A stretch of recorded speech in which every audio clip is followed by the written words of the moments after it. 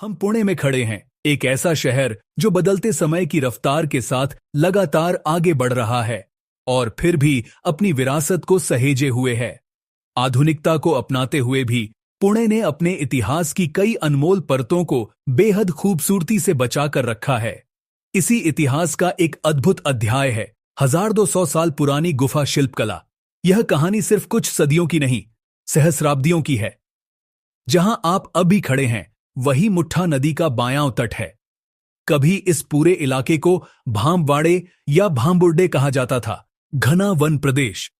आज यही स्थान शिवाजी नगर के नाम से जाना जाता है। इसी धरती पर बसी है यह अद्भुत पातालेश्वर गुफा, स्थानीय भाषा में पातालेश्वर लेणी, जिसे राष्ट्रकूट वंश के शासनकाल में 8वीं शताब्दी ईस्वी में पहाड़ को काटकर तराशा गया। जो कभी जंगल की गहराइयों में छुपा था, आज ऊंची ऊंची इमारतों से घिरे शहर के बीचों बीच शान से खड़ा है। तो आइए गुंज इंडिया के पातालेश्वर ऑडियो गाइड के साथ इन प्राचीन लेनियाओं की रोमांचक कथा में उतरते हैं और समझते हैं कि पत्थर, समय और श्रद्धा मिलकर कैसी अमर रचनाएं गढ़ते हैं। अपनी यात्रा शुरू करते हैं नंदी मंडप से। जरा ठहर कर देखिए, प्रांगण के बीचों बीच ठोस पत्थर से तराशा गया यह नंदी मंडप खड़ा है। इसकी गोल सधी हुई छत कितनी सरल फिर भी कितनी सुंदर। छत को थामे हुए हैं 16 चौकोर स्तंभ। पूरा मंडप एक ही शिलाखंड से उकेरा गया है और बीच में चौकोर वेदी पर नंदी की शांत स्थिर प्रतिमा, मानो इस स्थान की धड़कन। भारत के किलों, मंदिरों या पर्वत की गुफाओं में आप अक्सर एक बात पाएंगे, पास ही जलकुंड। साल भर पानी की व्यवस्था के लिए यहां भी पहाड़ियों से रिश्ता पानी पत्थरों से होकर इसी कुंड में इकट्ठा किया जाता था। प्रांगण के दाहिने ओर वही जलकुंड है। नंदी मंडप के चारों ओर पत्थर में छोटी छोटी नालियां काटी गई हैं ताकि ऊपर से आने वाला पानी बहकर नीचे कुंड में पहुंच जाए। सोचिए, पुणे की धरती पर 1000 साल पुरानी रेन हार्वेस्टिंग की बुद्धि, आज की आधुनिक इंजीनियरिंग को विनम्र करने वाली कितनी सूझबूझ से बनी यह रचना। अब एक क्षण नंदी की ओर नजर टिकाइए। शांति महसूस हो रही है। चलिए आगे बढ़ते हैं। The next location is 3. Main cave, मुख्य लेनी। अब चलिए मुख्य गुफा की ओर। अंदर कदम रखते ही यहां की विशालता आपको थाम लेती है। गुफा लंबाई और चौड़ाई में प्रभावशाली है। चौकोर स्तंभों की क्षैतिज कतारें इसे 5 भागों में बांटती हैं।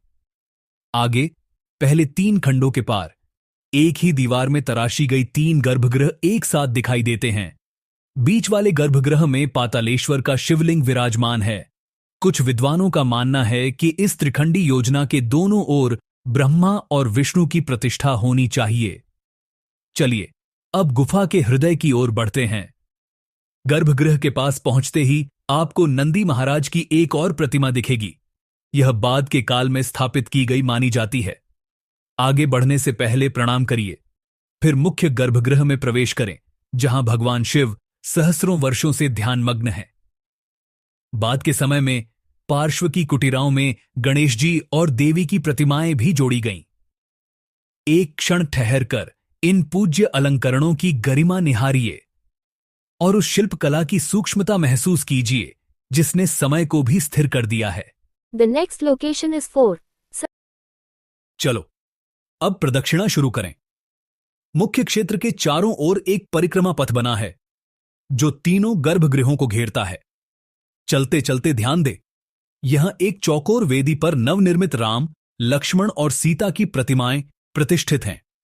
प्रणाम कीजिए और कदम बढ़ाते रहिए। प्रदक्षिणा पूरी होने पर हम फिर मध्य गर्भगृह के सम्मुख लौट आएंगे। क्या आपने गौर किया कि यह गुफा कुछ कुछ अधूरी प्रतीत होती है? विद्वान मानते हैं कि निर्माण अचानक रुक गया होगा, शायद धनाभाव, राजनीतिक परिवर्तन या आगे का पत्थर शिल्प के लिए अनुपयुक्त होने के कारण। लेकिन इसी अधूरेपन में इसकी विशिष्टता भी छिपी है। यह हमें गुफा निर्माण की क्रमिक प्रक्रिया की झलक देता है। जरा गर्भगृहों के प्रवेश द्वार को पास से देखिए। कच्चे पत्थर से लेकर सूक्ष्म नक्काशी तक के अलग अलग चरण दिखाई देते हैं। पूर्णता भले न मिली हो, पर छेनी के निशान बताते हैं कि काम कैसे आगे बढ़ रहा था। खासकर दाहिने ओर के सबसे अंतिम फ्रेम को ध्यान से देखिए। आपको क्या लगता है, यहां आगे क्या गढ़ने का विचार रहा होगा? The next location is 5. Gajasura sculpture, Gajasur Koriv Shilp. अब आप जिस भीतरी कक्ष के सामने खड़े हैं वहीं से बाएं मुड़िए। थोड़ा आगे बढ़ेंगे तो गर्भारे की धुरी में जड़ी एक शिल्पाकृति दिखेगी। यह है गजासुर वध की कथा, जो हिंदू पुराणों में वर्णित है। कथाओं के अलग अलग रूप मिलते हैं, पर कूर्म पुराण के अनुसार वाराणसी के पवित्र क्षेत्र कृतिवासेश्वर मंदिर में ब्राह्मणों को सताने वाले गजासुर, एक हाथी जैसे असुर, का भगवान शिव ने संहार किया। गजासुर का वध करने के बाद शिव ने उसके चर्म को ओढ़ लिया। इसी से हाथी चर्मवासी उपाधि की परंपरा भी जुड़ती है। अब जरा अपने मोबाइल स्क्रीन की ओर देखिए। हमने एक रचनात्मक प्रयास से यह दिखाने की कोशिश की है कि यह अधूरी शिल्पाकृति यदि पूरी होती तो कैसी दिखाई देती। आशा है यह विशेष प्रस्तुति आपको पसंद आएगी और आप शिल्पकारों की मूल मंशा को और स्पष्टता से महसूस करेंगे। इस प्राचीन गुफा यात्रा में साथ चलने के लिए धन्यवाद। यहां आपकी पदयात्रा भले समाप्त हो, पर ध्वनि के सहारे इतिहास की यात्रा जारी है। फिर मुलाकात होगी गूंज इंडिया के किसी और ऑडियो संपन्न अन्वेषण में। तब तक इस धरोहर की अनुगूंज अपने साथ लिए चलिए।